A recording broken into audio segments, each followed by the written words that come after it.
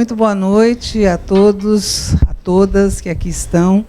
É um grande prazer recebê-los. Nós temos uma missão no Conselho Regional de Administração no Rio de Janeiro, que é a de disseminar as informações, os conhecimentos na área de administração para a nossa coletividade profissional.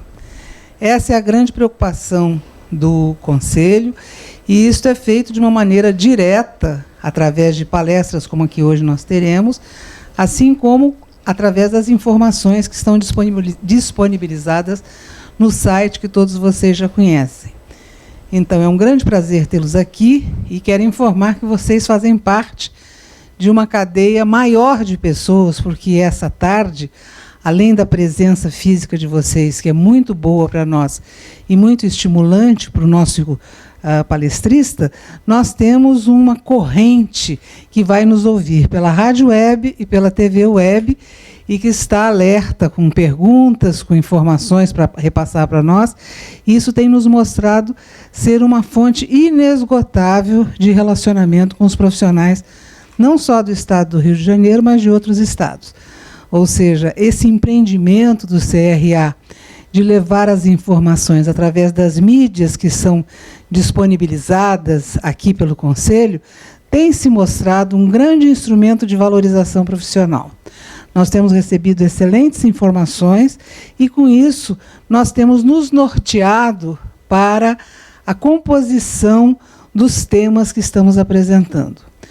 Hoje, nós vamos apresentar um tema que atende à necessidade de todos, que é a administração e as doenças emocionais no ambiente corporativo.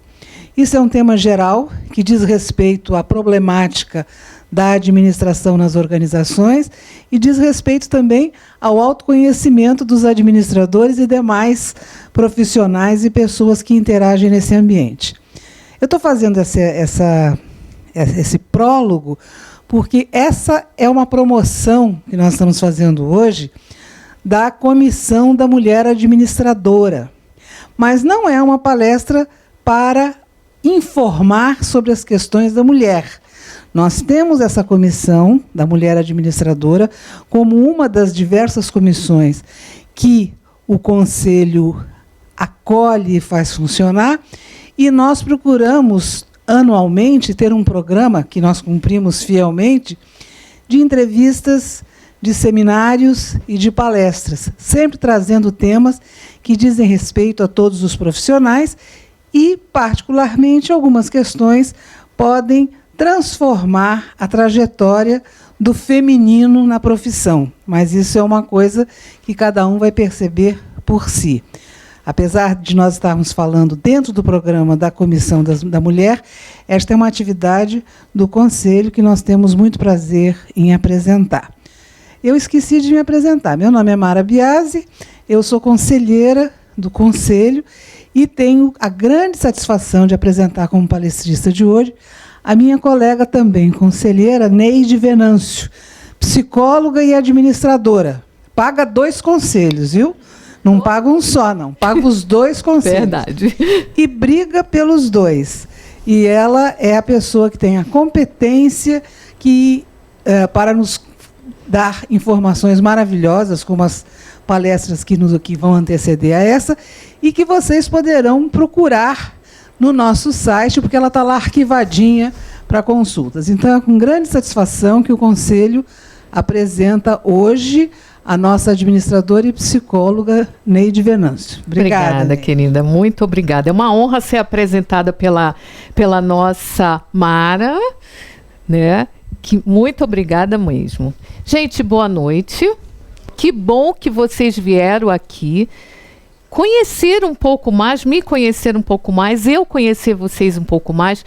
Antes de começar a me apresentar, fazer o trâmite normal, eu queria ouvir uma coisinha de vocês. Qual é a expectativa de vocês em relação a esse tema? Que a gente fala assim, administração, doença, emoção. Qual seria a expectativa? O que vocês acham que vocês vão levar dessa palestra? Falar sobre estresse. Acertou! Oba! Vou conseguir. A sua expectativa vai ser alcançada. Mas Já vou ouvir você. Fala, meu amor. Como lidar com essas situações de estresse, de emoção no ambiente corporativo? Isso. Então, eu acho que eu vou conseguir atender. Mais uma. O equilíbrio emocional no ambiente corporativo é muito importante. Boa. Também acho que vou conseguir. Mas alguém diferente desses que foi falado? No geral, é isso mesmo? A expectativa é essa? Sério? Se eu for falar só de doença aqui. Brincadeira, gente, não vou.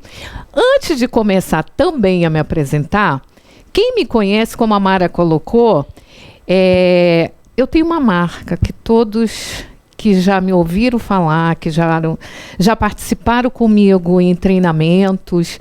Eu tenho alguns anos que eu faço isso que eu estou fazendo aqui, né? Eu sou instrutora de treinamento há aproximadamente 30 anos. Para vocês verem. Mas é que eu comecei cedo, gente. Eu comecei com 15 anos, por isso que há 30 eu faço isso, entendeu? Não vão começar a deduzir idade, que não é por aí, não. Mas eu tenho uma marca. E para iniciar essa marca, eu vou pedir para passar um vídeo para vocês entenderem por que eu vou pedir depois para vocês fazerem uma atividade. Tudo bem? Ó, quando eu disser assim, tudo bem, vocês... Aham, quer dizer que está tudo bem. Se não disser aham, é porque não está tudo bem. Aham. Então vamos lá. Não tem pipoca. Não seria ótimo num mundo repleto de estresse, pressão e angústia saber que existe um calmante natural, eficaz, gratuito e que você mesmo pode produzir? Como? Com um abraço. Mas não é qualquer abraço.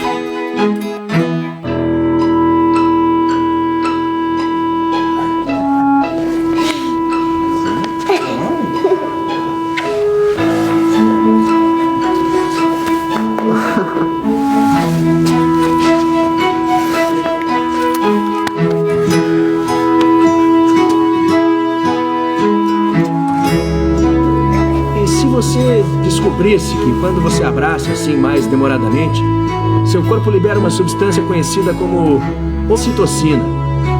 A ocitocina, ela é quase como um remédio natural contra o estresse feito pelo próprio corpo. Então, querem tentar? Pode ser? Quanto tempo? Sim, tipo, rapidinho? Mais que 20 segundos.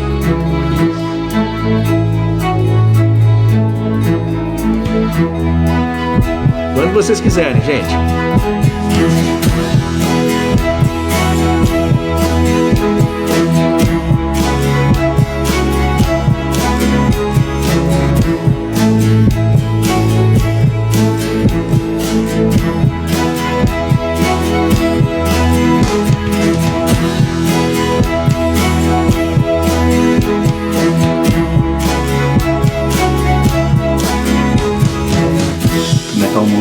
Com o tempo do abraço, a gente foi ficando mais tranquilo. Muito bom. Porque a gente se abraça pouco. No dia a dia agitado, tem um jeito de ficar sempre bem. Abrace demoradamente quem você gosta. Muito bem, gente. Então, agora o que eu vou pedir para vocês? De pé, para a gente começar a se acalmar e utilizar um recurso natural. A quem for possível. Eu sei que às vezes não é muito possível essa história de abraço. Não abraça, não. Se não for possível, fique à vontade. Dá só a mão e deseja uma boa palestra para o outro. A quem for possível, dá um abraço que vai valer a pena. Garanto para vocês que vai valer a pena. Um abraço. Obrigada. A quem for possível. Se não, só um aperto de mão tá bom demais, tá ótimo. A gente já libera algumas coisas. Isso. Olha, pode ser até lá atrás, vir para frente, não precisa ficar só próximo, não. Pode chegar mais na frente, vir falar com o outro. Não, fique à vontade. Isso, vamos mexer um pouquinho. Sai um pouco dessa zona de conforto, assim, para a gente já começar a sentir um incômodo. Isso, é isso mesmo. Pode dar um abraço, viu? Pode dar um abraço. Ótimo. Ótimo, isso.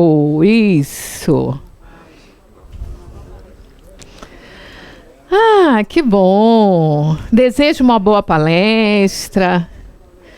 Que a gente saia daqui mais fortificado. Já começamos a trabalhar um pouco. Isso. Era bom se estivesse cheio, né? Porque aí todo mundo se abraçando. As pessoas... meu amigo, obrigada. As pessoas de casa sintam-se abraçadas. E abrace se tiver mais de 1 ou 2 aí assistindo, vai ser ótimo. Bom, gente, sentiram a diferença? Se vocês pudessem se olhar como eu estava olhando para vocês daqui, vocês precisam ver como a fisionomia mudou nesse simples exercício. Relaxa. Pratique isso em casa. Às vezes a gente recorre a remédios. E às vezes o remédio natural é um abraço. Que parece que a gente está pedindo socorro, que parece que é uma coisa não positiva. Poxa, eu, superior, dona de si, estou pedindo abraço. Imagina, para que eu não preciso disso?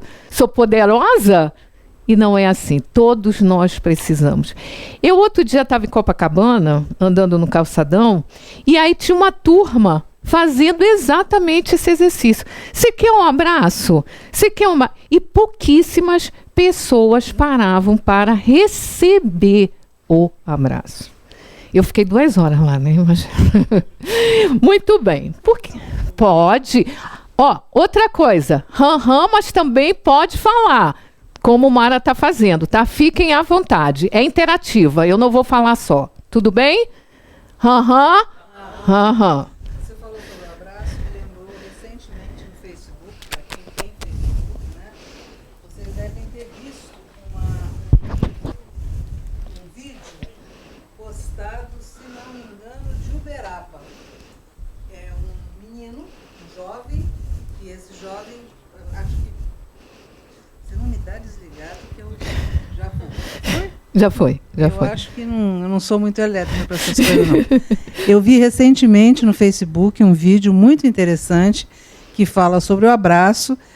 Se não me engano, em Uberaba, um jovem dos seus 25 e poucos anos, com os olhos vendados e com um cartaz assim: sou gay, me abrace ou me mate. Nossa, que foda. Assim, com o braço aberto. Do lado desse cartaz. E foi sendo filmado. Os momentos que eu vi, que foi ao longo do dia, que fizeram uma edição, a maioria das pessoas que passou, parou e abraçou. Homens, mulheres, crianças, jovens, adultos, brancos, pretos, azuis, cor-de-rosa. Até o maluco da cidade passou por ele e fez aquele chifrinho atrás, típico de quem não tem nada que fazer. Mas a solicitação dele para o abraço foi uma forma de aproximação das pessoas. E alguns abraços muito mais calorosos do que outros. E havia alguns homens que, ao invés de abraçar, cumprimentavam e pegavam o braço dele. Mas estavam lá parados, solidários com o movimento que ele fez. Isso. É porque, às vezes, em determinados momentos, isso realmente é desagradável, né? Você não conhece a pessoa, vai sair abraçando, porque faz parte um pouco da nossa cultura. Felizmente ou infelizmente, cultura, criação, é o que a gente vai falar um pouco. Esse é o meu currículo, que muitas vezes eu não gosto de me apresentar assim. Às vezes a gente vai em palestra, que o palestrante tem um monte de cursos, doutorado, mestrado, uma série de coisas, e você sai vazio. Eu gosto de apresentar isso no final. É claro que para você chegar até aqui, você tem que se preparar. Mas o importante é o que eu sou, quem é a Neide. E a Neide procura ser essa pessoa que está aqui, católica, apostólica romana, amigo dos amigos, amiga dos amigos, solidária, gosto de ajudar. Essa sou eu. E esse é o meu currículo, que vocês vão conhecer ao longo da palestra. Para Para a gente iniciar, já que a gente traz a questão da administração e traz a questão das contribuições que isso impacta no nosso dia a dia, principalmente doenças, processos, ambiente, como é que se compõe isso? Geralmente as organizações, elas começam verificando o quê? Tudo isso vai estar no site, tá, gente? Vocês podem pegar a palestra inteira, vocês vão poder baixar com todos os, tá? Com todas essas coisas. As melhorias nos processos geralmente ocorrem em 3 aspectos que compõem qualquer organização: sistemas e equipamentos, pessoas e o sistema de gerenciamento. Correto? Aham. Correto? Algumas empresas ainda abrem um pouco mais isso. Muito bem. No caso da empresa, quando a gente traz sistemas e equipamentos, a gente fala de quê? A gente fala de trabalho, de projeto, de manutenção, de confiabilidade. Algumas empresas trabalham com projeto de confiabilidade, que está muito ligado ao atendimento a cliente, para quem trabalha com essa área. Pessoas, seria o quê? O RH, né? Geralmente fala que pessoas está ligada a RH, certo?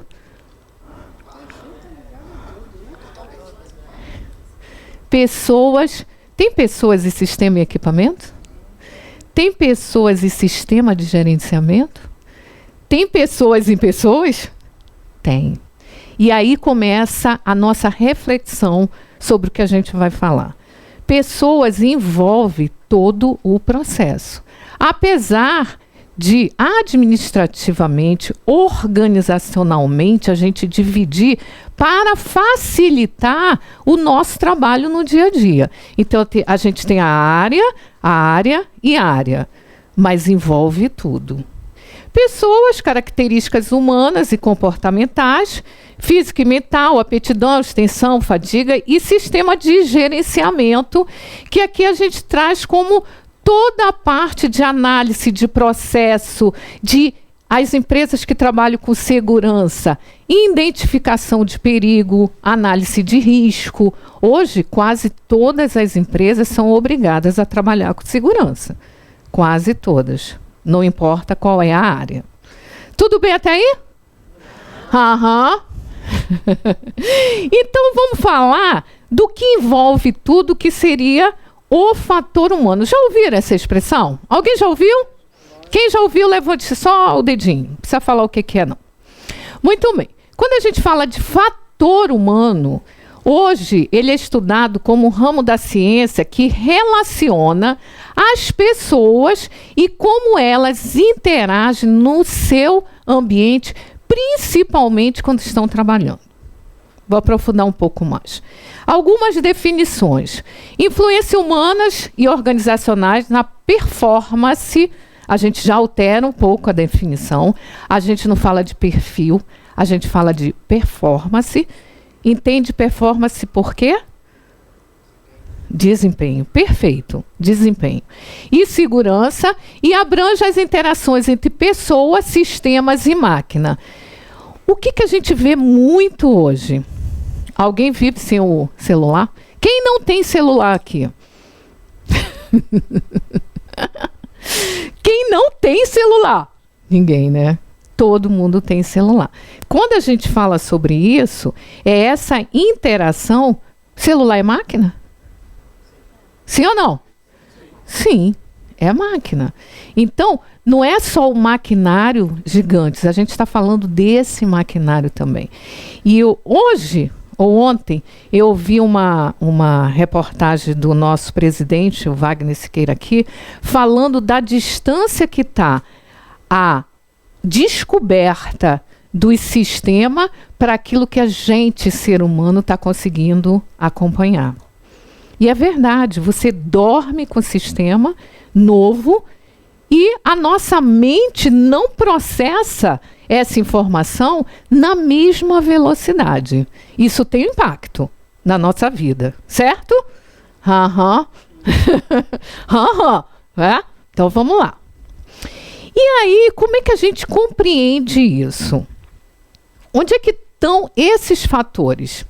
No próprio homem, na gente, no trabalho em si, que a gente tem que acompanhar essa evolução, e no ambiente de trabalho. Beleza. Isso quer dizer que a gente não podemos mais hoje, nesse século, imaginar e olhar o ser humano de uma forma só. Só de uma forma. Eu não posso mais ver esse ser humano só sendo... E eu vou explicar um pouco essa questão do espírito, tá? Que não tem nada a ver com religiosidade. E espiritualidade é uma coisa, religiosidade é outra, completamente diferente. Tá? Nós temos nós, seres humanos, corpo, mente e espírito. Como é que isso funciona? E quando a gente fala de holístico? Holístico vem do grego holos, que significa totalidade. Não dá mais para eu enxergar esse ser aqui só naquilo que está sendo apresentado aqui agora. Não dá. Dentro desse ser, eu tenho essa composição. Eu tenho o espírito, eu tenho o corpo e eu tenho a mente. Sim? Sim. Eu tenho os três. Beleza. E aí o que significa? Refere-se, essa é uma definição global, certo? Refere-se à compreensão da realidade como um todo integrado. É a definição de holístico. E aí a gente traz essa definição para dentro das organizações. Como é que eu posso enxergar esse homem, esse ser integral, como um homem produtivo? Muito bem, como é que eu vou fazer isso? Desculpa, gente. Mente.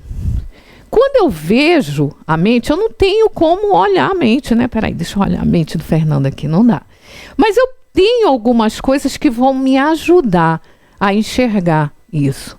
A personalidade, as necessidades, e aí a gente traz um pouco de Maslow, né?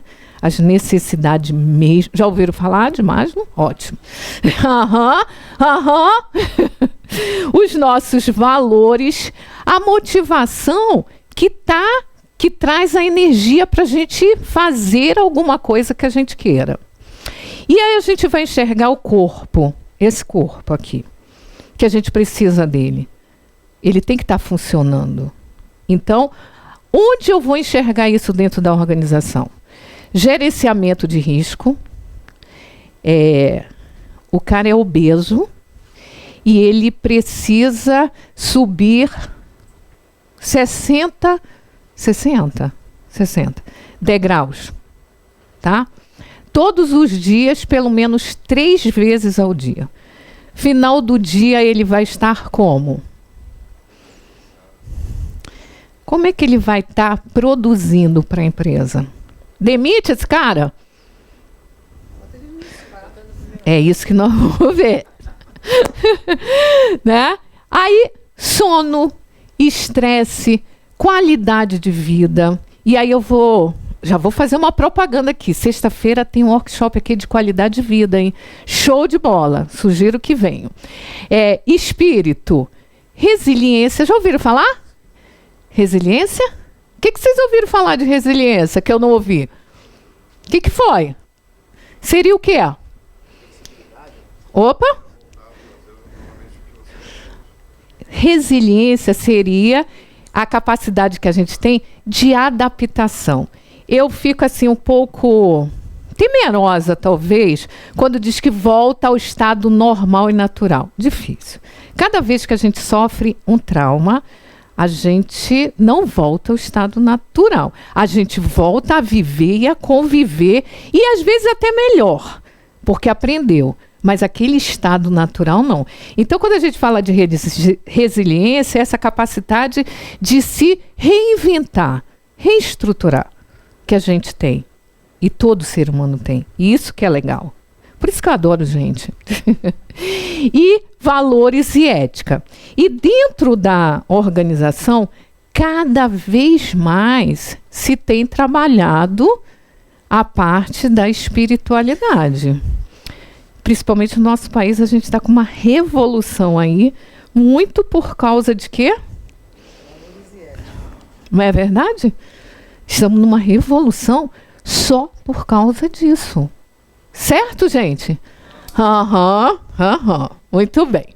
Então, nessa concepção que a gente vem falando, corpo, mente, espírito, a gente pode dizer que os fatores humanos, eles vão englobar repouso e sono, programação, escala de trabalho. Isso seria o quê? Corpo, mente ou espírito? Corpo, estresse. Corpo, mente e espírito. As três. Ergonomia. Corpo, estilo gerencial. Comportamental, corpo, mente e espírito. Clima do ambiente de trabalho. Só? Todos três. É o equilíbrio, não é? Relógio biológico, que é o sono, corpo. Nutrição e saúde, corpo. Condicionamento físico, corpo. Temperatura do ambiente, tudo. Porque às vezes, quando você está trabalhando num ambiente muito frio, a tua produtividade cai. Porque você não consegue raciocinar. Está morrendo de frio, você só pensa no frio. Ou quando está muito calor. Exatamente. Que não é cumprido. Você tem completamente... Inclusive, a Organização Mundial de Saúde, ela tinha que ter uma fiscalização maior, porque isso, olha só, em obra também, altera todo o nosso estado emocional. Parece bobagem, né, gente? A gente está falando de quê? Temperatura. Olha só. E todo o nosso físico, corpo, mente e espírito é alterado só com isso. Interessante, né? Pode falar, só um minutinho, Betinha. Nossa, nem fala.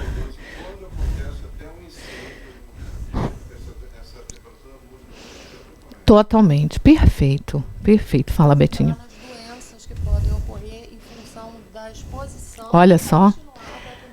Acidente, doença. E a gente está falando de uma coisa que parece que a gente não dá muito valor, né? Temperatura. Temperatura ambiente, gente. A gente está falando de temperatura do ambiente de trabalho. Olha só, para a gente começar a pensar. Só para começar a pensar. Fala, Mara. Eu não conheço essa sua palestra, provavelmente você vai tratar esse assunto em algum lugar, mas eu acho que a gente teria que lembrar também, para ajudar isso, essas mudanças em termos assim, do mundo, das mudanças climáticas. Sim, sim. Ninguém mais entende quando é verão, quando é inverno, tsunami, ventania. O que a gente está passando aqui no Rio, né? Está passando no mundo, isso vai ter um reflexo no comportamento das pessoas, no comportamento Tudo. das organizações, nos planejamentos, Perfeito. nas execuções das coisas. Perfeito. E a gente está falando, gente, só para lembrar de um fator relacionado ao que a gente está chamando de fator humano. Um fator. Vocês imaginem, pensem, raciocinem, se a gente começar a falar de cada um desses. Só para a gente pensar. O quanto... e a gente está falando de doença. Parece que não, mas estamos. Tá? Vamos lá, vamos seguir.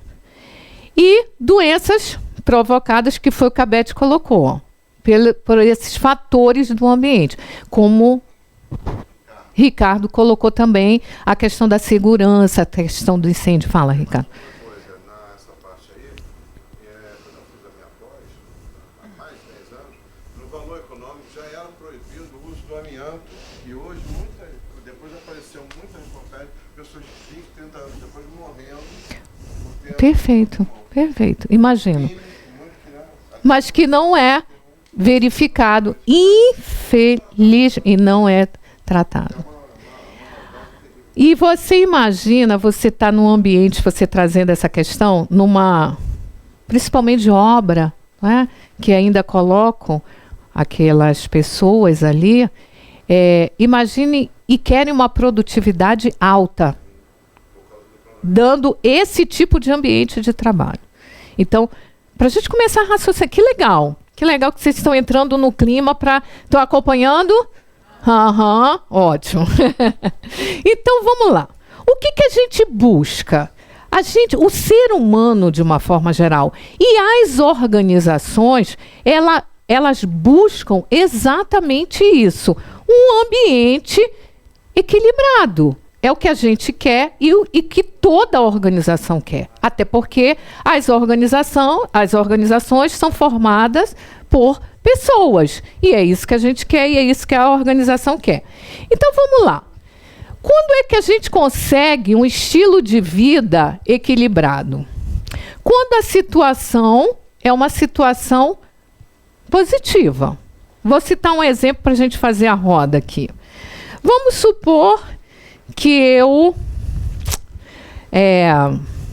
tenha um cargo e surgiu uma vaga num cargo gerencial. E como eu sempre me dediquei, cheguei no horário, cumpri as minhas tarefas, fiz tudo direitinho, eu sou a provável candidata a essa sucessão. Beleza. O que acontece quando eu descubro que eu fui reconhecida? Que todo aquele esforço que eu fiz de chegar no horário, de cumprir as minhas tarefas, deu certo. O equilíbrio fisiológico e psicológico. Eu fico feliz, satisfeita, reconhecida. Se eu fico reconhecida, o que acontece no meu corpo? Aumenta minhas defesas imunológicas. Se aumenta, o que acontece com o meu nível de satisfação? Aumenta o meu nível de felicidade. Se aumenta o meu nível de felicidade, o que acontece com as minhas relações? Vai ficar equilibrada. Aquela piadinha que, porventura, eu não vou gostar, é brincadeira. Eu vou levar na esportiva, porque eu estou bem. Se eu estou bem, como é que fica a minha eficiência? Aumenta. Se aumenta, o desenvolvimento é crescente e essa roda tende a funcionar cada vez mais dessa forma. Tudo bem? Aham. Porém, nem sempre a coisa funciona assim. Na grande maioria das vezes, infelizmente, como é que a coisa funciona? Eu me dedico, estou lá, faço tudo, e aí chega o QI. Quem indicou foi o diretor e é ele que vai subir. O que acontece com essa pessoa que estava esperando esse reconhecimento? Primeira coisa, eu começo a ficar estressado, mal-humorado. Ah, é? Vocês vão fazer de conta que me pagam e eu vou fazer de conta que eu trabalho. Não é essa a fala? Começa por aí. Agora vai ser assim. Fiz, ninguém reconheceu, então agora vai ser assim. E aí, o que acontece com o meu corpo? Cai. As minhas defesas, porque eu estou irritada, estou frustrada, estou triste, ela vai cair. E aí tem mais uma vantagem, eu vou para o médico e vou faltar, porque eu estou doente. Entendeu? Tem mais essa vantagem. Né? E aí, o índice, o que vai acontecer? A minha irritabilidade vai aflorar.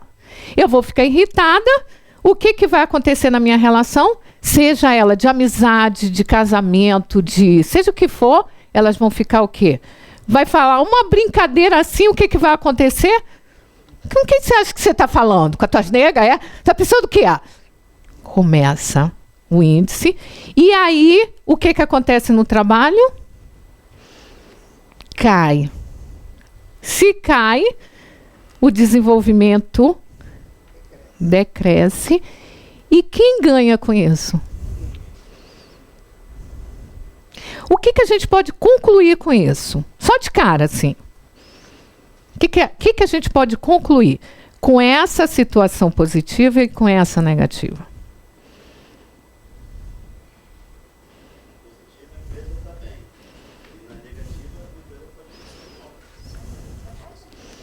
Perfeito. Uma boa. Vai repetir. Boa noite. Boa noite. Flávio Abreu. Oi, Flávio. Tudo bem? Tudo. No ciclo positivo, a empresa em si vai estar harmoniosa, vai estar bem equilibrada, tudo tranquilo. Quando acontece uma situação dessa, aquele setor que a pessoa ficou, ele vai começar a cair, tendendo a quê? A empresa também perceber isso e começar a cair junto com essa pessoa. Organização. Isso. Porque ela vai começar a minar outras e outras e outras, e daqui a pouco é isso aí. Acontece a reação em cadeia. Nós temos algo que faz o quê? Pega.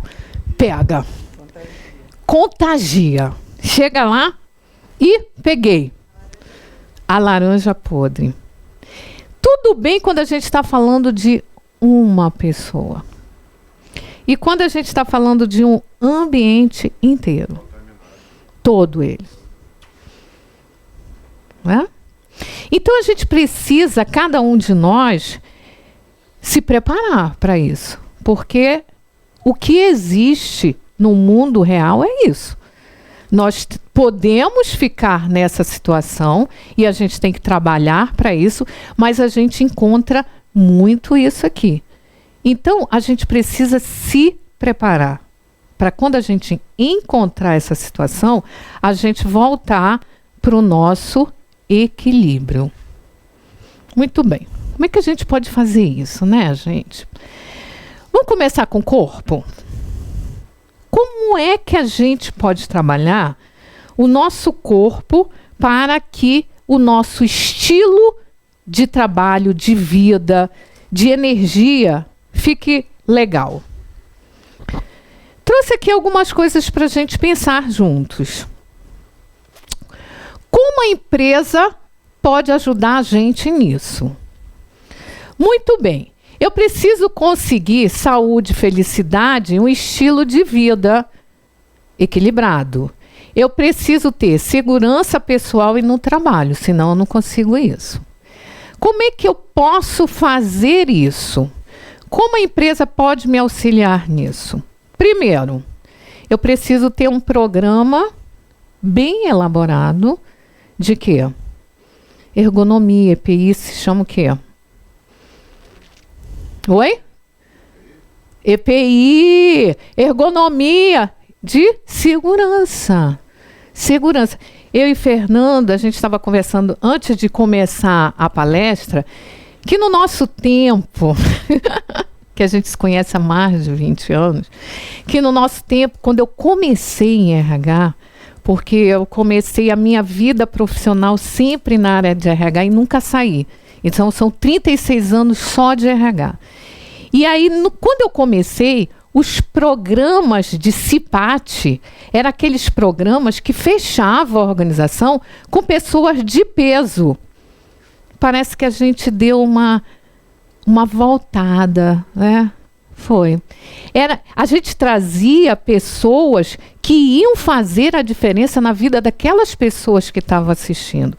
Hoje, esses programas, tirando empresas que se preocupam muito com isso, como Petrobras, que ganha prêmio, algumas empresas assim, que se preocupam muito com esse sistema de segurança, a gente vê muito poucas, né? Eu citei porque ela é conhecida, ganhou prêmio e tudo nessa questão de segurança. Muito bem. Se eu tenho uma empresa que se preocupa bastante com isso, eu vou ter isso aqui. Uma dieta, porque se tiver refeitório, não vai botar hambúrguer, vai botar uma alimentação de salada, aquela coisa, né? A nutricionista vai se preocupar com isso. Eu vou ter higiene legal, exercícios. Algumas empresas até fazem antes do início do trabalho um exercício para que a gente inicie isso. Ginástica laboral. Obrigada, Fernanda. A ginástica laboral, que é excelente antes, né? Repouso, lazer, enfim. Ela vai propiciar isso, e aí o que ela vai ganhar? E os funcionários vão ganhar, e a gente vai ganhar. E aí a pergunta que quando eu estou fazendo essa palestra, sempre... Tá, a gente investe nisso na empresa e o funcionário dá o que pra gente, Neide? Opa! Gente, se eu tenho isso aqui, a produtividade vai aumentar, gente. Não tenham dúvida disso. Às vezes, uma coisa que a gente analisa como custo é investimento que você vai ganhar muito mais adiante. E às vezes não são coisas tão caras assim. Não precisa se contratar, né, grandes, alguém que faz, olha, eu faço ginástica, você pode fazer com a gente aqui, só libera aquele funcionário 15 minutos antes, que, sei lá, alguma negociação que vai ser bom para todo mundo. Isso que é importante. E aí, eu já começo a trabalhar dentro daqueles fatores o corpo. O meu corpo já está legal. Eu já comecei a ficar bem. Tudo certo? Aham, muito bem. Porém, a gente sabe, todos nós sabemos, que nós todos temos algo chamado pavio motivacional. Nós temos um pavio. Não fui eu que fiz esse acróstico, eu copiei. Se alguém souber quem fez, eu coloco o nome, mas eu achei tão interessante. Estresse. Sinal de tensão repetida estragando sua saúde. Eu achei interessantíssimo esse, gente. Que definição ótima de estresse. Eu achei perfeita. E aí a gente entra um pouco nessa questão, mesmo dentro do corpo, né? Qual seria a definição de estresse? Tirando essa aqui. Tensão. Desequilíbrio. Então a gente pode ir juntando. Desequilíbrio que causa uma tensão que acumula energia negativa. O que mais? Porque se a gente entrar agora, todo mundo tem computador, tem celular, todo mundo tem internet, todo mundo vai entrar. Definição de estresse. Vocês vão listar 300 mil. 300 mil. É um mecanismo que acontece no nosso organismo cada vez que tiram a gente da zona de conforto. Se você sair daqui, tropeçar ali, gera um estresse. Se você cair, gera outro. Se você se quebrar, gera outro. Fala, Leon. Tanto na situação anterior que você tinha falado a respeito do ambiente da organização, né? Quanto na questão da individualidade, né? Existe uma grande dificuldade de cada um, né, enquanto indivíduo, de identificar, né, essa situação. E ainda, identificar isso aqui? É a situação de estresse, né? E ainda que a gente identifique, eu não sei porquê, a senhora como estudiosa pode talvez sinalizar isso, né? A gente não assume que seja na organização, né? Não, na minha organização ela não está estressada, está sempre tudo bem. Perfeito. E muito menos eu como indivíduo, né? Então, a minha proposição é isso, como a gente está identificar, qual é a ferramenta que a gente pode estar... Vamos chegar lá? Né? Okay. Vou chegar lá. Se eu não chegar, você me cobra, tá? Então, vamos lá. Guardem essa pergunta do Leonardo que a gente vai chegar lá. Falando de estresse, tirando essa definição e trazendo a definição que a gente criou aqui, dois psiquiatras, em 1976, se eu não me engano, se eu não estiver enganada, eles estudaram sobre o estresse e criaram uma escala chamada escala de Holmes-High. É Richard e Holmes, eu não me lembro. É Richard Holmes e High, eu não me lembro o primeiro nome dele. Desde essa época, não surgiu nenhum outro estudo que tenha sido comprovado como essa escala. Então, até hoje, ela funciona como sendo algo que faz com que a gente pense qual é o nosso nível de estresse. Tá? Eles eram da faculdade de Washington e eles começaram a estudar, e até hoje isso é tido como um parâmetro para a gente estudar o estresse. E o que eles diziam? Que cada uma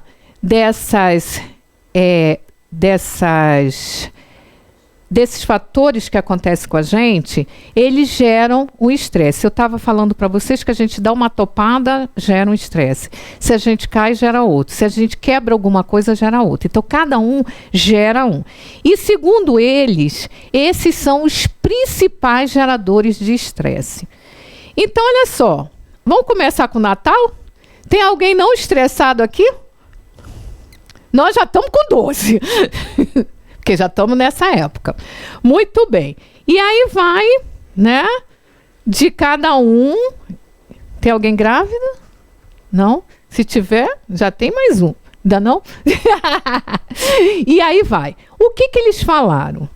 Que se você fizer a somatória, e chegar até 300, você está com problema sério.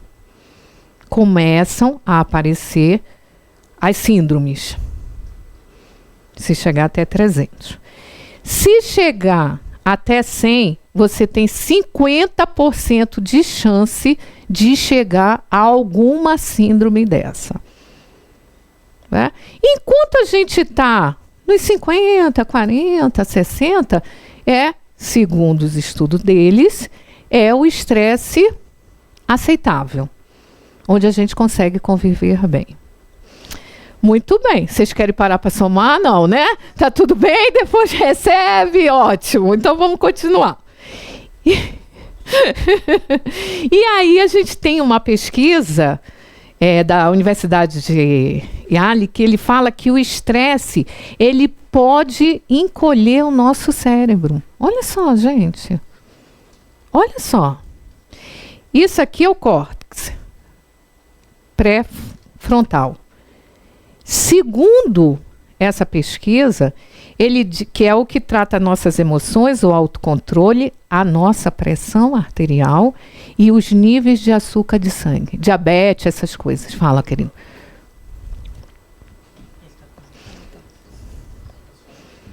Tem algumas pessoas aqui que já passaram por isso, mas tem algumas situações nos olhos, nas pálpebras, que ficam piscando, assim, sim, em alguns momentos. Distemia é o nome disso. E acontece muito... Sim, se você estiver muito estressado, você pode ter uma distemia. Distemia é justamente esse... O tremor. Algumas pessoas no norte, eu morei muito tempo no Pará, diziam que quando tremia o olho direito era alegria. Quando tremia o olho esquerdo era tristeza. E aí depois eu vim descobrir que era distemia, gente, que é um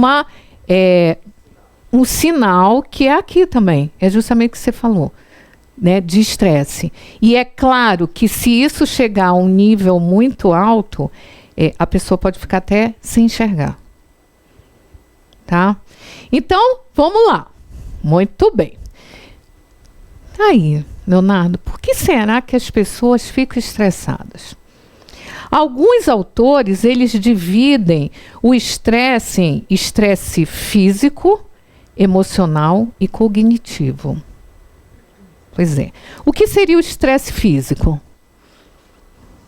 Cansaço, falta de sono, o que mais?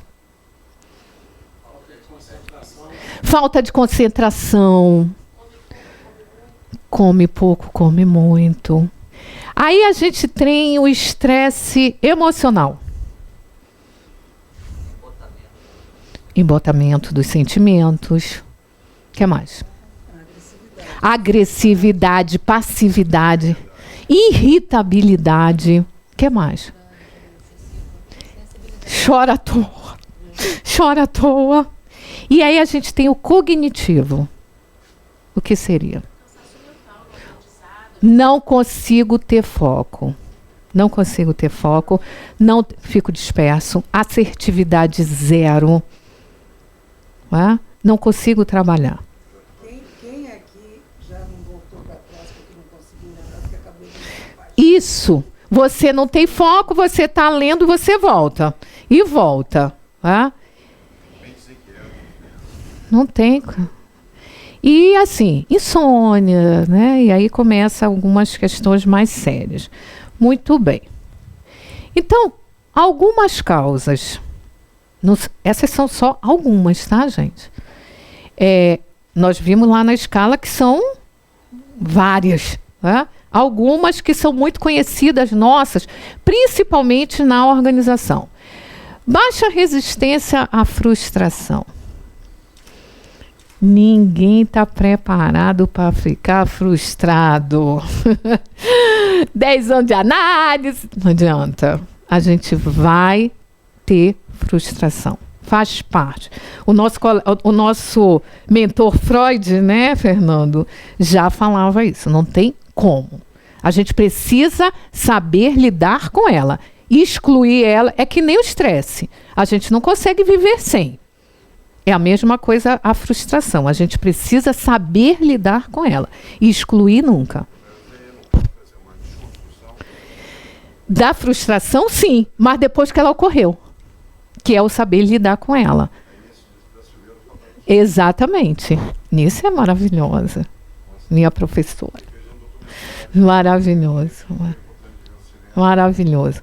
Nisso é minha guru. O que ele fala aqui, já que você trouxe, Anice, o que ela fala nessa questão da resistência à frustração? É justamente a questão da expectativa. Ela coloca muito que a gente tem muita frustração porque a gente gera muita expectativa acerca de alguma coisa, ou algumas pessoas acerca da vida toda. Eu vim para essa palestra com uma expectativa de... O que eu fiz de início com vocês? O que vocês estão esperando? Para não gerar muita frustração. Porque senão aí você sai frustrado. Se sai frustrado, a gente vai ver como é que a gente reage à frustração. É a expectativa. É a expectativa. Isso. Quando você gera a expectativa é justamente isso que você está colocando, é a questão de jogar no outro. Eu espero que essa palestrante fale tudo o que eu quero ouvir. Isso é uma expectativa. Entendeu? Então, quando a gente tem isso, ela não falou nem metade do que eu queria ouvir. Frustração. E aí... As pesquisas falam para a gente que a gente tem uma baixa resistência à frustração. Ameaças constantes. Gente, ameaças constantes. Rio de Janeiro. Rio de Janeiro. É ônibus pegando fogo, é fechando não sei o quê, e derruba... E isso eu estou falando de uma ameaça física. Vamos lá. E as nossas ameaças na organização? Se não melhorar essa venda aqui, vai 50% ser mandado embora. Isso é uma ameaça. 11 mil pessoas vão ser demitidas da Caixa Econômica Federal. Isso é uma ameaça. Brasil vão fechar. Isso é uma ameaça. Não é? Graças a Deus o Fluminense vai chegar lá. Então, frustração, ameaça. Nada que a gente viva, tá, gente? Só estou dando exemplo. Competitividade. O que está acontecendo?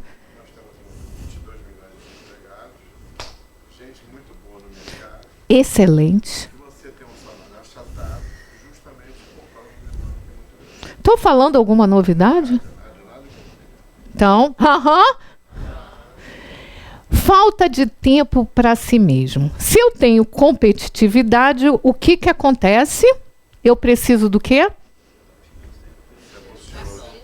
Eu tenho que ser o número 1 sempre.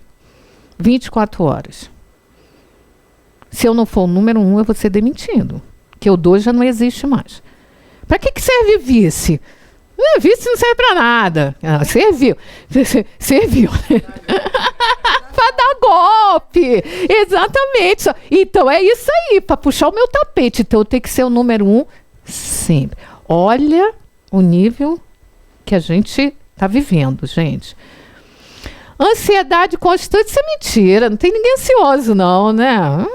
Todo mundo calmo, tranquilo, dorme bem. Ansiedade zero. Não fica pensando no que vai fazer amanhã, não consegue dormir. Isso é zero, né? Nem Rivotril resolve mais. Pelo amor de Deus, a coisa tá braba. E aí a gente, com isso, se eu tenho baixa resistência à frustração, vivo ameaçado, vivo num ambiente competitivo direto, eu não tenho tempo para mim, tenho uma ansiedade louca, o que vai acontecer com a minha autoestima? Baixa autoestima. E aí começa os problemas. Se eu não me valorizo, quem é que vai me valorizar? Aí eu tenho que recorrer a algumas coisas. Se eu não sou bom o suficiente, tenho que ser bom, o que eu tenho que fazer? Se eu não acho que eu sou bom. Eu não sou qualificado, eu não me sinto o cara e tenho que ser esse cara. Eu começo a adoecer. Eu começo a ter algumas síndromes.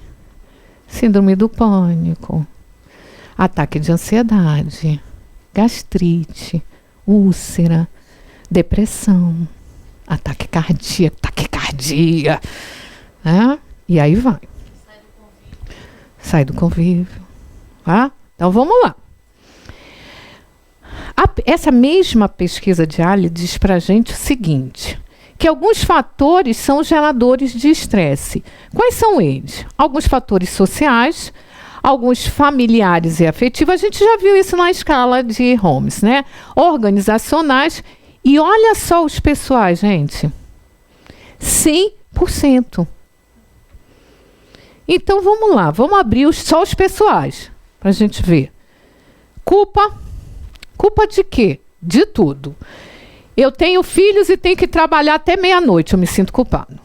Eu acho que eu tenho que estudar mais, porque todo mundo está estudando inglês e eu não estou fazendo nada. O cara já está aprendendo coreano e eu ainda não sei nem o inglês. Culpa. Culpa. Medo de ser diferente. Qual é a onda agora? Todo mundo tem que gostar de quê? Eu perguntei se todo mundo aqui tinha celular. Eu tenho uma amiga que não tem. Amiga mesmo. Ela se recusa a ter celular. Não tem celular. Ela hoje é diferente, né? Não? Se ela levantasse a mão, todo mundo ia dizer... Mas eu tenho esse pensamento. Isso. Mas a gente que trabalha, vive na vida administrativa e de trabalho, não pode, porque a gente se comunica por aí. Ele já virou instrumento de trabalho, não é nem porque você quer. A empresa, às vezes, te obriga a ter aquele negócio. Você tem que ter. Se você, porque eu tenho que me comunicar com você e tem que ficar ligado 24 horas, hein? Tem esse detalhe. Eu trabalhei numa empresa, fui consultora numa empresa que eu tinha o celular ligado 24 horas. Eu sei. Muito bem. Medo de falar o que pensa. E aí eu tenho tanto cuidado de falar isso, gente, porque aí parece que eu estou incentivando todo mundo a falar o que quer, o que não quer, ser grosseiro. Vem cá, te conhece e sai falando. Não é isso. É assim. Às vezes a gente engole as coisas podendo falar de uma forma tranquila e colocar o que você pensa sem perder o emprego, tá, gente? Sem perder o emprego. A gente sabe que tem alguns gestores que não sabem ouvir. Eu sempre falo que a gente devia ter curso de escutatória. E não de comunicação, não. Porque o que a gente precisa é aprender a ouvir. Tá? E aí a gente sabe disso. Então, muitas vezes a gente leva de chegar a passar mal em casa. Porque não teve a oportunidade ou ficou com medo. Ou naquele momento não dava mesmo para falar. Fala.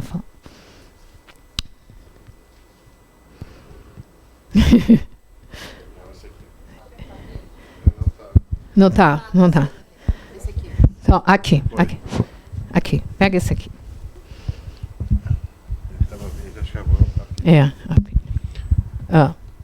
Eu nunca tive medo de falar, não. Uhum. Porque, e aconteceu justamente o que você acabou de falar.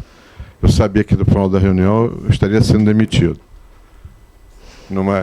Eu penso, não é questão de posicionamento. Exatamente. É uma coisa que eu trago há muito tempo na minha vida. Eu trabalhei na NET, eu estava com os gestores da engenharia, já não aguentava tanta besteira, tanta baboseira que eu escutava, porque o que tem hoje aí, eu não precisa ser nenhum Peter Drucker, né? Eu já estava prevendo o que ia acontecer. Gato.net, milícia, e eu falei para eles, olha, quando vocês não pulverizarem com um preço mais acessível para toda a população do Rio de Janeiro, vocês vão ter esse problema. Então chegou uma hora que eu não aguentei mais e falei assim, olha, vocês estão querendo ser enganados, continuem com o seu serviço medíocre, horroroso, e ficou todo mundo me olhando, aí eu já sabia, eu fui para a reunião, meu gerente, meus colegas, não, porque eu não vou me enganar, isso é um posicionamento, nem todo mundo tem esse posicionamento, eu não vou ficar pensando em salário, minhas contas. Eu acho que ou você é profissional ou você não é. Isso. Você tem que ter um posicionamento na vida sempre. Então, eu acho que é uma forma de você trabalhar correto. Eu fiz um relatório sobre isso, justamente o que você acabou de falar. Né? Eu me vejo hoje assim, ficou todo mundo espantado quando eu falei. Não tem jeito. Porque não tem jeito. Está aí o que está acontecendo. Você tem aí, no Rio de Janeiro, você falou ali de problemas de ameaça. O Rio de Janeiro a gente sabe da violência. Até vou voltar aqui um assunto que você acabou de falar. É vítima 2 vezes o Rio de Janeiro. É só uma coisa que eu vou lembrar para todo mundo aqui. Quando teve as Olimpíadas, aquele americano, não, porque eu fui assaltado, você lembra? Não sei o quê. Pois é. Aí o que aconteceu? A gente viu que não foi tudo mentira, né? As câmeras mostraram tudo. Quer dizer, o Rio de Janeiro foi 2 vezes, pela sua fama e pelo que aconteceu, que é lamentável. Exato, lamentável. Né? Então, eu estou só dando um parâmetro dos dois assuntos, bem separados, e inclusive sobre isso, porque nem todo mundo, não estou obrigando a fazer ninguém, não, eu acho que foi uma atitude minha, porque eu vi a situação da empresa, tem que vender, tem que botar, e não é por aí. Eu acho que ou você trabalha de uma forma coerente, ética, que hoje está faltando no país, principalmente ética, né? Que hoje virou requisito para tudo. Isso que você está trazendo, desculpa cortar você, isso que você está trazendo, a gente vai falar um pouco quando a gente falar de espiritualidade. Que é exatamente essa questão que você trouxe esse exemplo. Exatamente. Segura um pouquinho que eu vou falar já disso. Muito bem.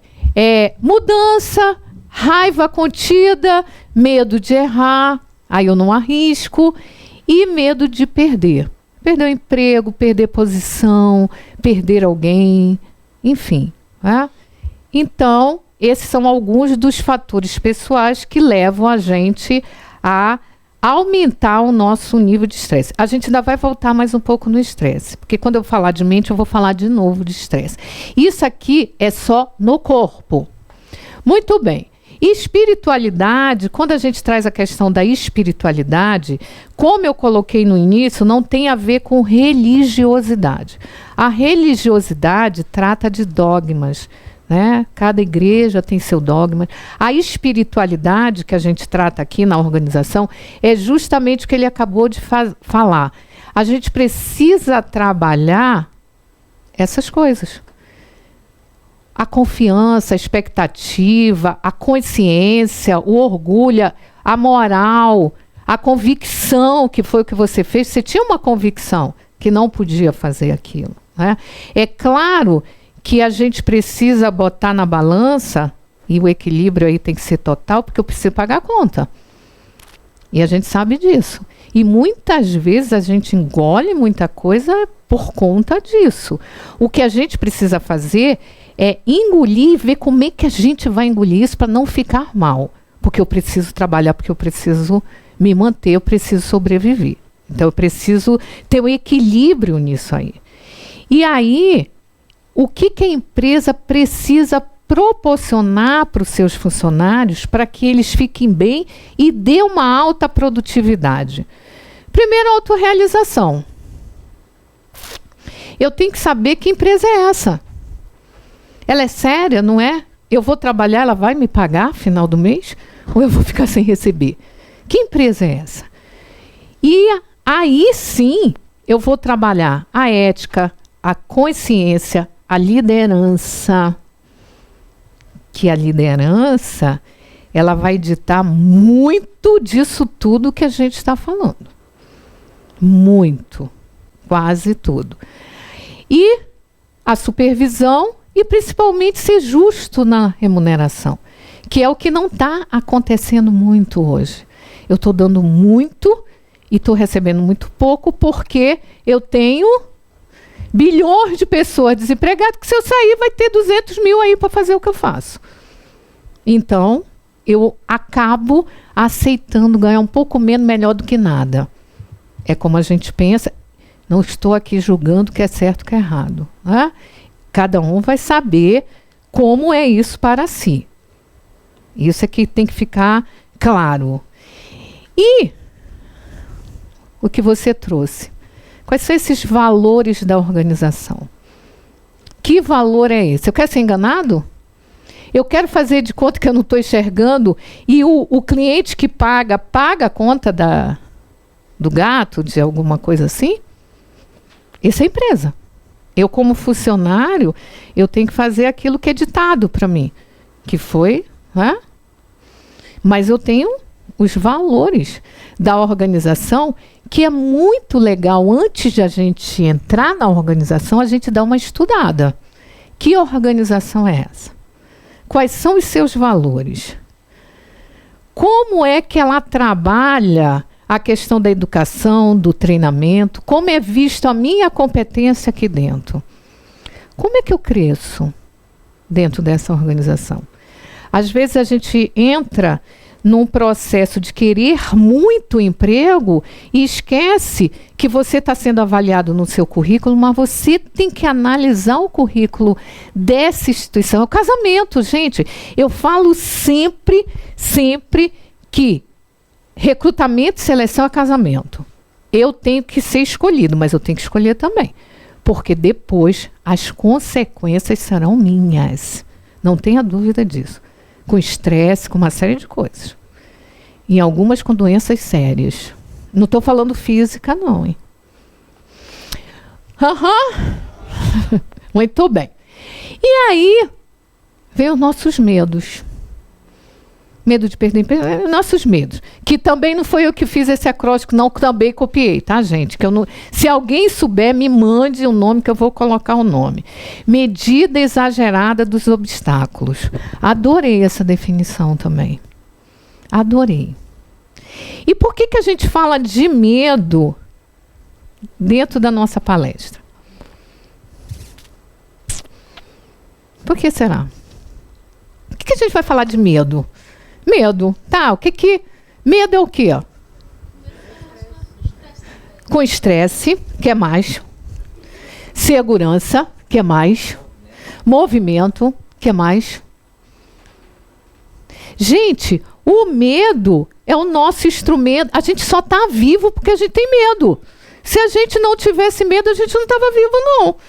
Porque é ele que traz a nossa segurança. Eu não me jogo aí em frente do carro porque eu tenho medo. Se eu não tivesse essa característica, estava todo mundo morto. Então, o medo, ele faz com que a gente sobreviva. Então, a gente precisa analisar o medo de uma forma coerente. Às vezes, parece que o medo é uma coisa negativa. Calma lá. O suicídio acontece porque eu fico com a ausência do medo.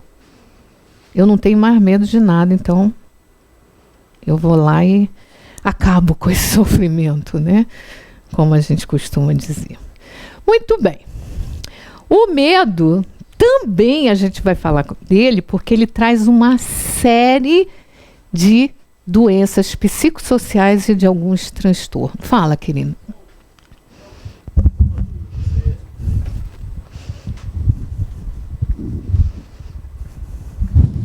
Você acabou de citar que o medo, o suicídio, a pessoa não tem medo de nada. Mas esse medo exagerado também não pode levar uma pessoa ao suicídio? Vou falar agora. Ah, obrigado. Vou falar agora, exatamente, pode sim. Vou falar agora. O que ele faz? Ele gera uma série de transtornos e de doenças. Todas elas, segundo Freud e alguns psicólogos, e Jung, que a gente estuda um pouco mais sobre isso, eles falam que não tem uma causa provável de surgir esses transtornos. Como é que surge a fobia social? Como é que surge qualquer fobia? Eu estou aqui hoje assistindo essa palestra, amanhã eu acordo com a fobia. Não tem nenhuma indicação ainda que diga que foi um trauma, que foi uma frustração. Não tem. Não tem. Alguns neurocientistas estão começando a ver que hoje tem alguma coisa diferente quando a gente faz o mapa com quem tem transtorno, com quem não tem. Mas até agora não está nada comprovado. Faz um disparo? Isso. O que dispara até agora? Pânico, ansiedade generalizada. A única coisa que a gente tem certeza é o medo. Essas pessoas, geralmente, elas tinham um medo exagerado. Mas não quer dizer que foi o medo que gerou isso, ainda não está comprovado. Mas onde se estuda, todas tinham muito medo de alguma coisa. Tá? O transtorno do pânico, a síndrome do pânico, é o medo de ter medo, gente. A definição é medo de ter medo. Eu não saio de casa porque eu tenho medo de sentir medo ao sair. Para a gente ter uma ideia. Tá? E aí vem todas esses transtornos que a gente conhece e que a gente convive com essas pessoas na organização. Diariamente. E muitas vezes, e eu posso afirmar para vocês que 70% das vezes a gente não sabe que a pessoa tem esse transtorno. Alguém aqui é gestor? Pois é, né, gestor? Já pensou?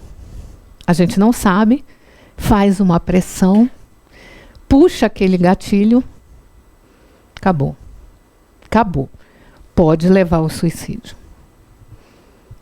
E você nem sabe. E você nem sabe disso. Muito bem. E agora está na moda, né? Olha só, eu vou falar como antiga. No meu tempo, tinha isso na escola e a gente levava na esportiva, gente. Todo mundo fazia gozação com o meu dentinho, com o meu cabelo, com não sei o quê. E eu fiquei de boa. Hoje é bullying. Meu Deus do céu. Né? A coisa mudou evoluiu para um negócio assim um pouco complicado, mas tudo bem. E a síndrome, né, de burnout, que muitas pessoas também falam que isso aí, inclusive, não é doença. Não é a doença, mas ela evolui para a doença por causa da depressão. Por isso que ela entrou aqui. Ela hoje não é considerada pela organização OSM, né, da saúde, Mundial da Saúde. Ela não é considerada doença. Mas eu coloquei aí porque geralmente quem tem, ela evolui para a depressão, que aí é a doença. E você tem que somar uma série de resultados, acompanhar, e aí vem a questão do controle médico, o que ele anda fazendo, o que ele anda usando. Isso quando você sabe, né? Isso aí, isso quando chega também a você, porque quando cai a produtividade, a gente vai lá olhar o que é, aí você sai um pouco dele, olha um pouco em volta dele, caramba, tem uma série de coisas acontecendo com ele, aí E é isso que eu vou falar agora, para dar uma dica para a gente começar a perceber, pelo menos, se a pessoa tem ou pode ter uma... Começar a perceber, porque ninguém aqui tem bola de cristal. Nem eu como psi. Eu só vou saber depois que eu trabalhar com essa pessoa durante muito tempo, que eu vou perceber se ela tem ou se ela não tem. Então, não é assim. Não é o gestor vai olhar e tem síndrome do pânico e tem depressão. Não existe isso. Não existe em situação nenhuma, com profissional nenhum. Ele tem que fazer uma anamnésia para saber o que essa pessoa tem. Eu posso estar só triste. Perdi alguém que eu gostava, um cachorro. Tem gente que convive com o cachorro 200 anos, perdeu aquele cachorro. Ele vai ficar deprimido um mês, sei lá, uns 6 meses. Ele não tem depressão, ele está sofrendo da perda de alguém que ele gostava muito. O do bichinho lá. Qual é o problema? Então a gente tem que saber dosar e não confundir e nem rotular.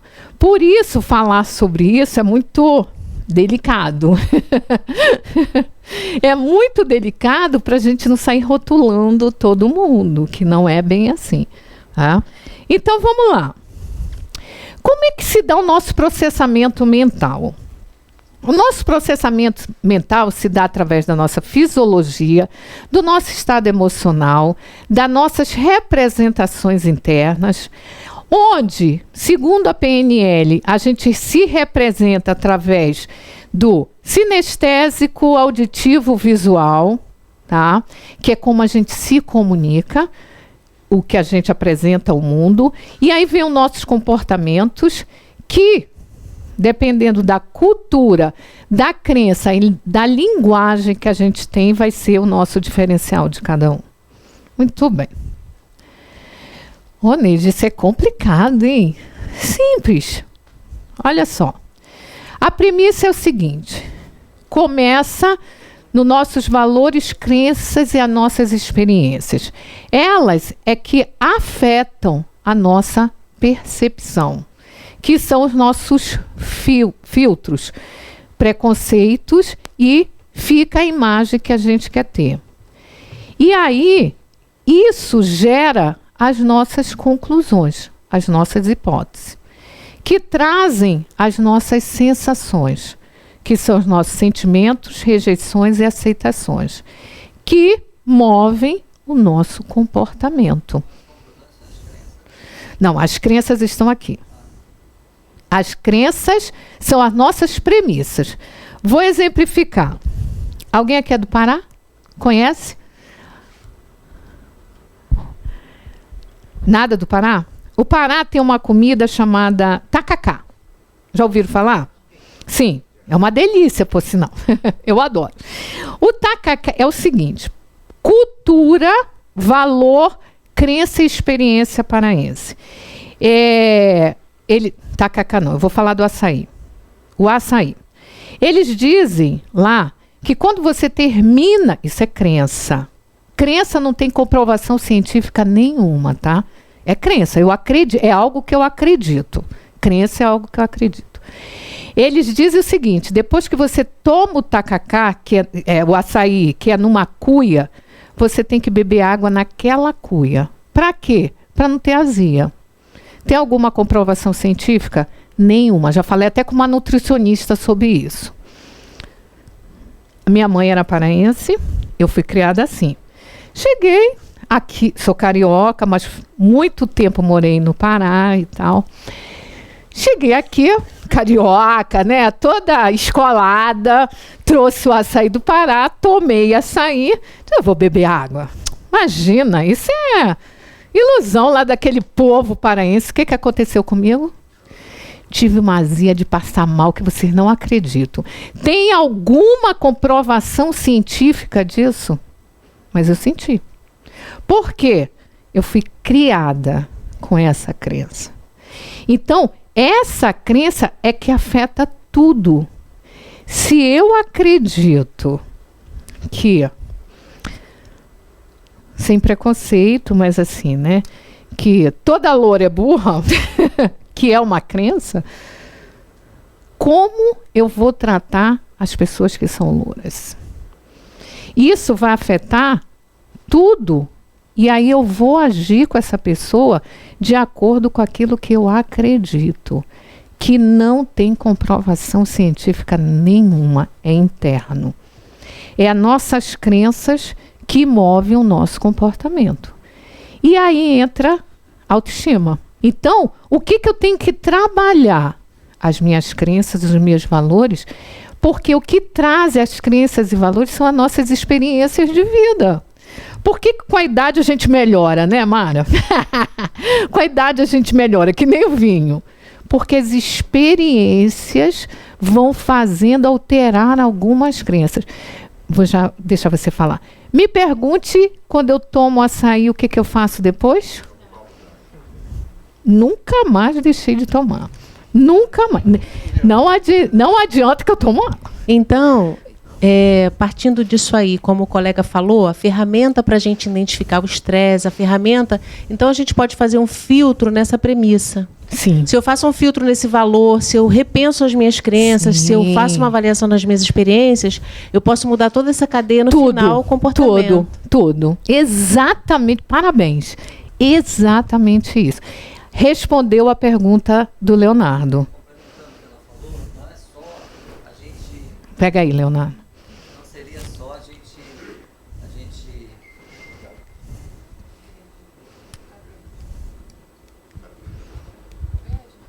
Vê. Não, tá vermelho. Tá vermelho. Não é só a gente extirpar as experiências negativas, né? Não. Mas é também a gente aprender e enxergar as experiências positivas que a gente tem, né? E aplicar isso, né? A gente se valorizar. Isso. É isso. O grande X da questão está nessa questão. O grande X está em a gente se autoconhecer. Já vou deixar você falar, só para responder isso, tá? Se está em autoconhecer, como você, Sueli, colocou. Isso parece que a gente falando é fácil, mas não é. Não é. É muito difícil a gente se olhar no espelho e se enxergar realmente como a gente é.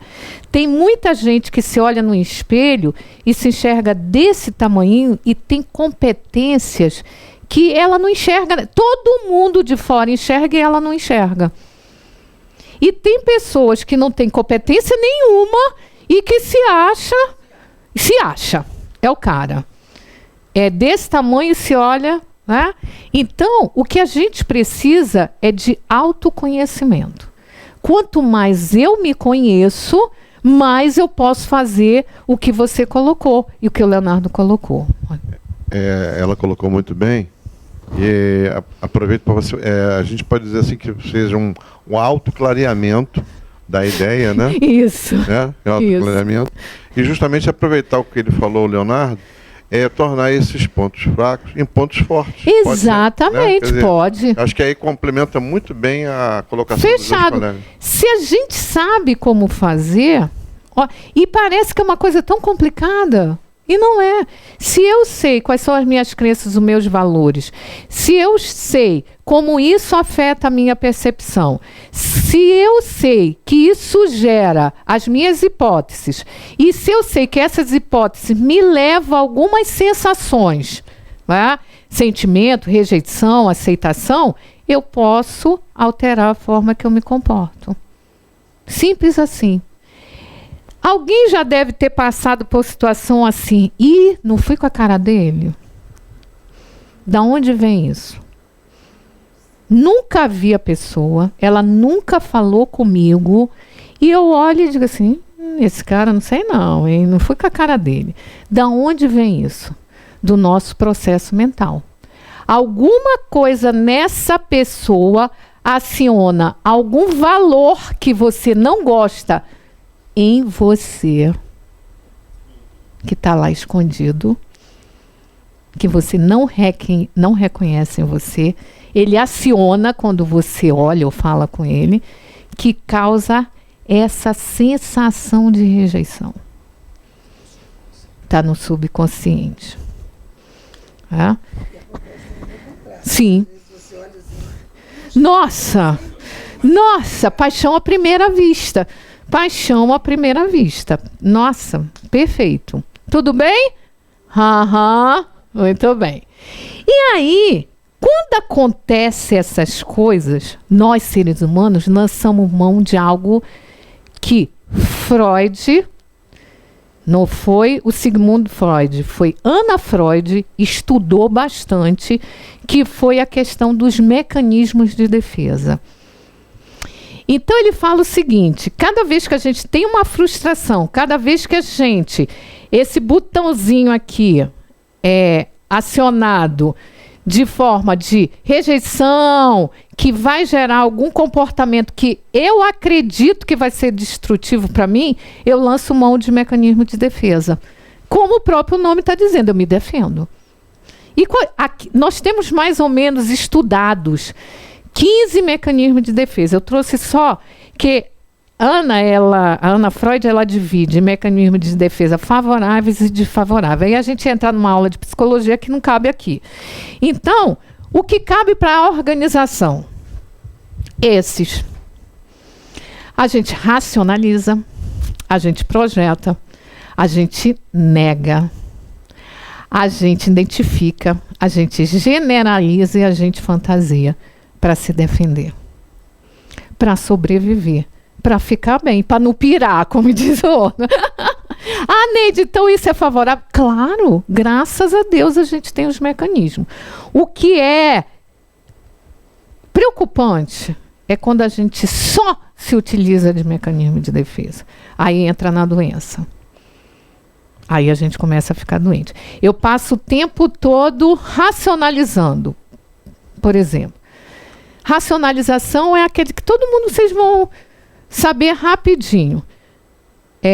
Algumas pessoas falam assim, aconteceu porque tinha que acontecer mesmo, porque isso já estava previsto, porque era assim mesmo, a gente já sabia, o carro, o helicóptero ia cair mesmo, passando pelaquela favela, queria o quê? Ele tinha que cair mesmo.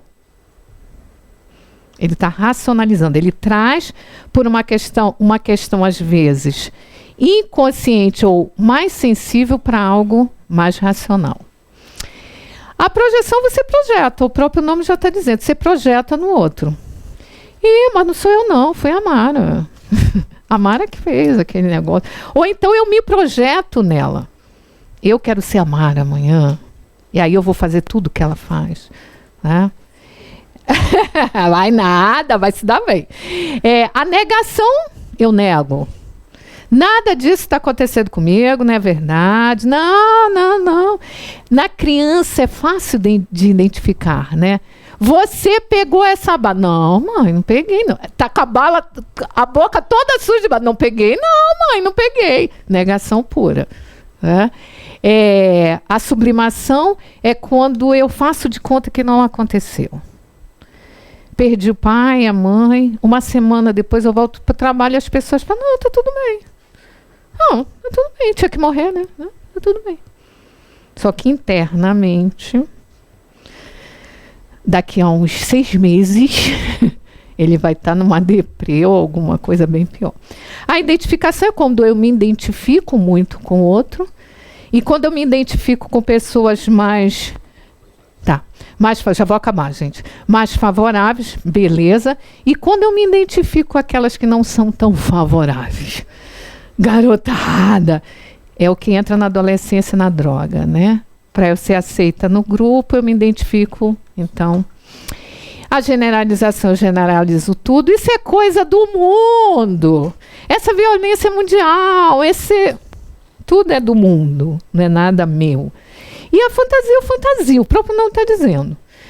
Você conta histórias fantasiosas. Sabe, quando eu fui a Paris, nunca fui. Mas eu fantasio de uma tal forma, se você não me conhecer, você vai jurar que eu fui.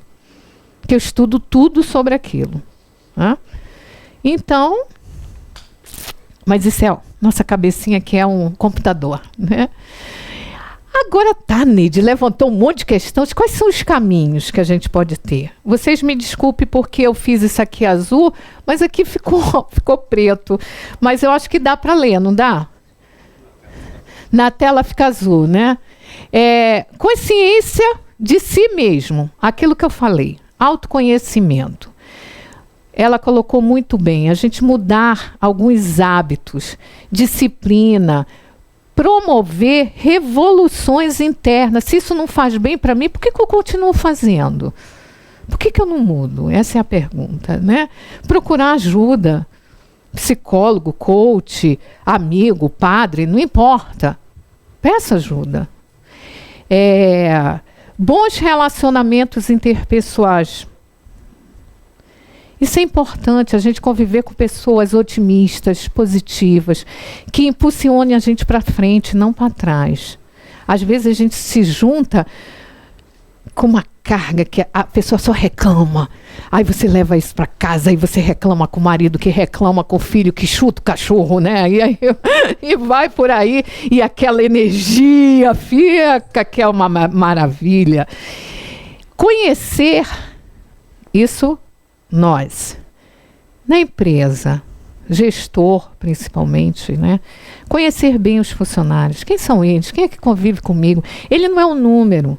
Ele contribui para a minha empresa. Ele faz ela crescer. Eu tenho que tratar ele como igual. Somos pessoas. A gente não pode esquecer isso.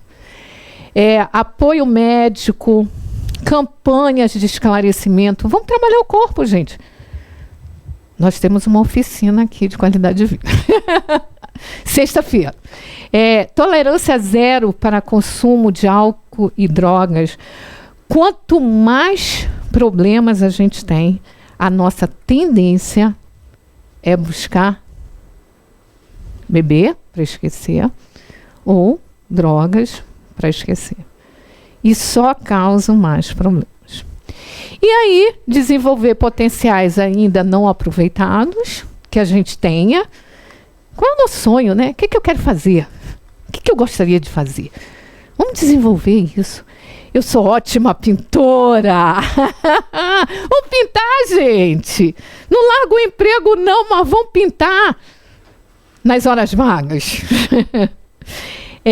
Transformar atitudes de autocracia ou paternalismo que a gente tem na organização em atitudes de liderança eficaz. Vamos trocar, nem ser autocrata, nem ser paternalista. Vamos ser justos, pelo menos procurar. Ninguém é perfeito, mas vamos procurar. Eu acho que só procurando a gente já faz a nossa parte.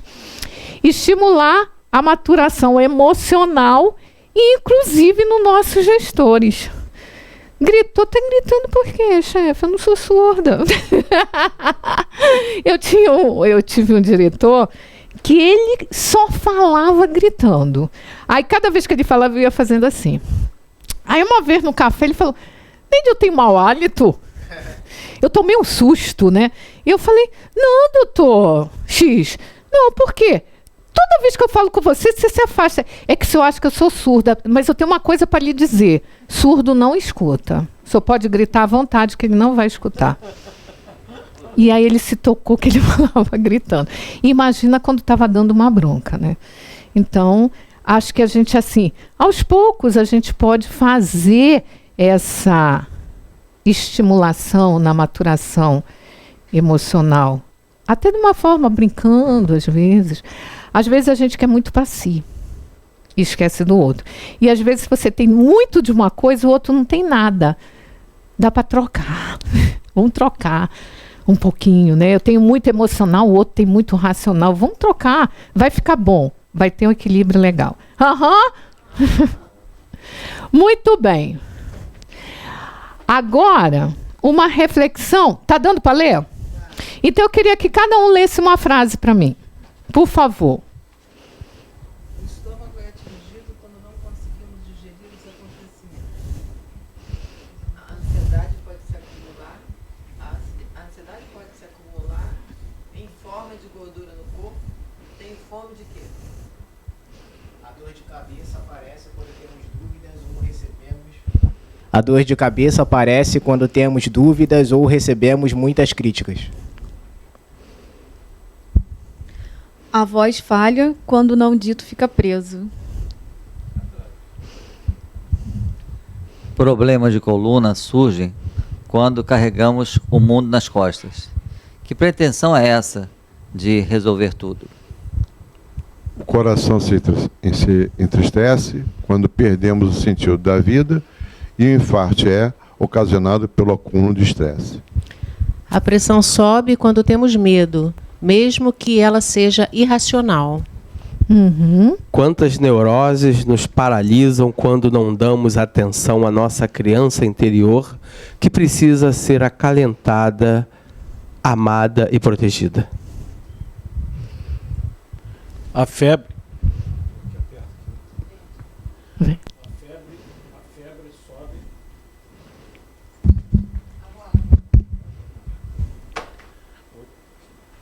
A febre sobe quando achamos que temos força para enfrentar os desafios.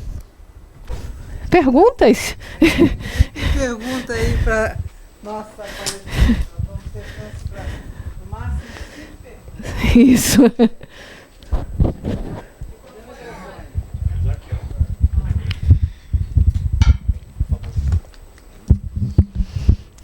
Bom, é que eu vi ali a questão do bullying. Eu vi uma vez num telejornal dizendo que nos Estados Unidos também é muito questionada essa questão de combater o bullying, porque isso, de certa forma, ajuda também a criança a desenvolver aquela argumentação para se proteger. Faz sentido isso também no caso? Por exemplo, até certo ponto ele pode ser benéfico na infância para desenvolver a criança desenvolver essa argumentação, essa proteção? Sim. O que aconteceu? Algumas pesquisas com um método educacional, eu não sei qual foi o método, que eles diziam que isso era favorável. Só que os psicólogos cortaram assim, geral. Porque em algumas, nós somos diferentes. Algumas pessoas e algumas crianças reagiam se defendendo. Ou seja, era atacada e ela atacava de volta. E outras levavam isso e aumentou um pouco, principalmente em adolescente, o índice de suicídio por conta disso. Principalmente por causa da rede social, né? Coloco na rede social, a pessoa fica exposta ao mundo de uma forma muito degradante para ela, principalmente, e que ela, se ela não tiver um bom controle emocional, ela se mata.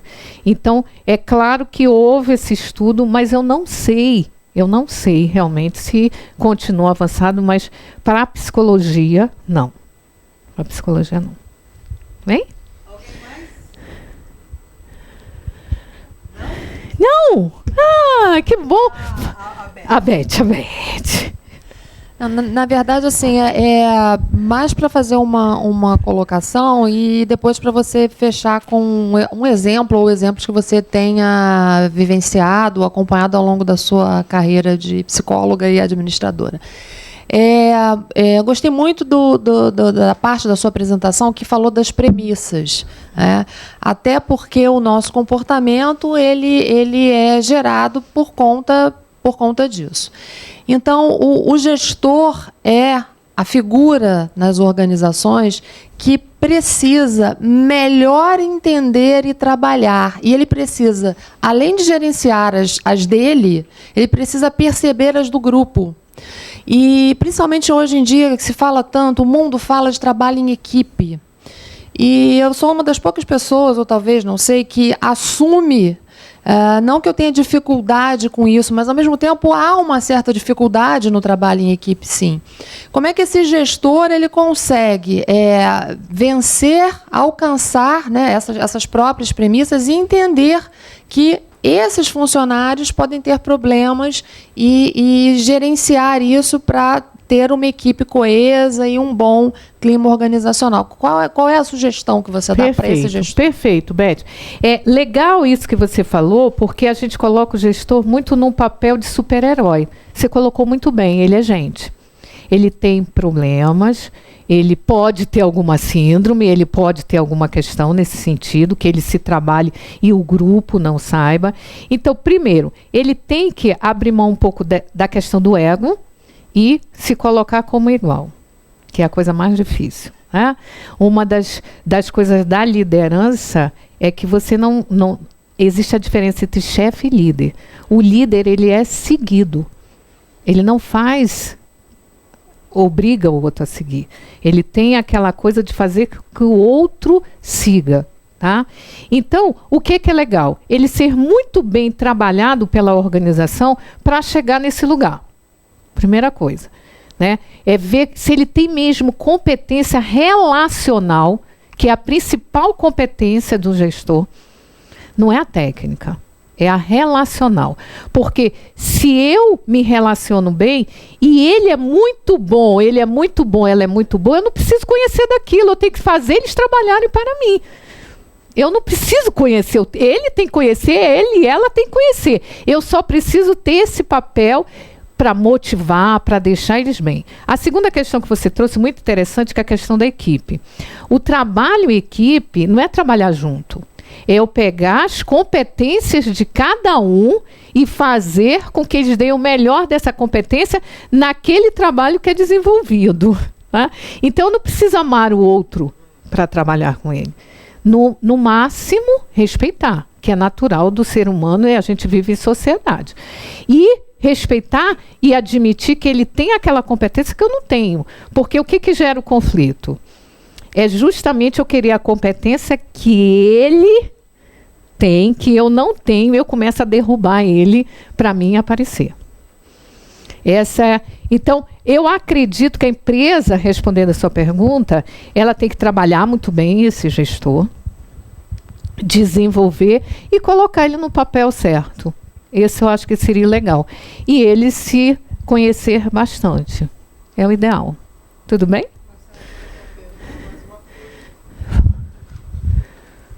Ela falou mais uma coisa interessante que eu vou acrescentar. Claro. Ela perguntou o que o gestor pode fazer. Eu, 3 anos atrás, eu tive muito problema no trabalho por causa dessas questões de cobrança, de fazer, de realizar, porque eu trabalho em administração de condomínios, muitos clientes, prestador de serviço e tal.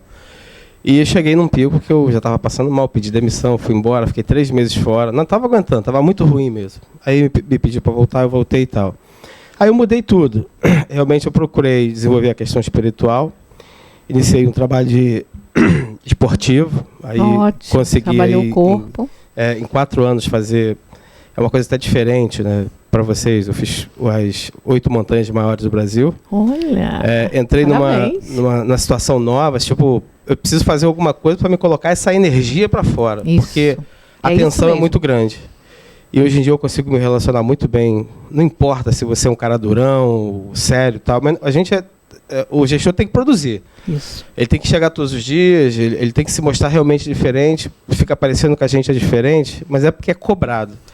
E a gente sabe que quem é cobrado, quem ganha também é cobrado, né? A coisa é bem por aí. E aí eu busquei esses caminhos. O espiritual, fazer alguma coisa para canalizar a energia, e está dando certo. Que bom, que bom. Obrigado por dividir isso com a gente. Muito obrigada. Na verdade, são 2 perguntas numa só. É justamente o que você acabou de falar. Quando você tem uma equipe muito boa, isso me lembrou do gerente minuto. Você delegar autoridade para aquelas pessoas e só você faz a monitoração. Não sei se eu estou correto, queria a tua opinião. Na realidade, você não delega autoridade, né? Porque ela continua sendo sua. Você vai delegar as funções que ela tem que fazer e dar liberdade para essa pessoa agir. Mas essa responsabilidade continua sendo sua. E o outro caso que você falou do helicóptero, me lembrou o de 2009, né, que caiu, que aquilo realmente foi cometido por tiros e tudo. Isso. Me lembrou do hoje major, que na época era capitão ou aviador, que quando o helicóptero estava caindo, estava pegando fogo, o pessoal, todo mundo gritando, e ele teve que ficar absorto da situação, ele se queimou e tudo.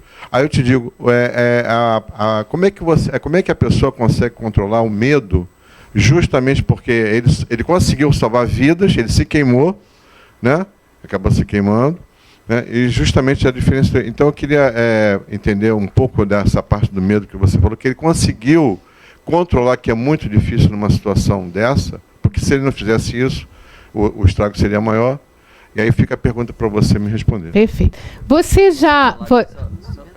Uma frase que eu vi em relação a essa sua questão, fala assim, o conhecimento, né? Eu achei muito legal. O conhecimento é o antídoto do medo. Isso. Né? Então, em geral, o conhecimento de si, da função, dos regulamentos, dos procedimentos, né? Então, só para complementar. E eu acredito também numa coisa, vocês já ouviram falar de liderança situacional? É?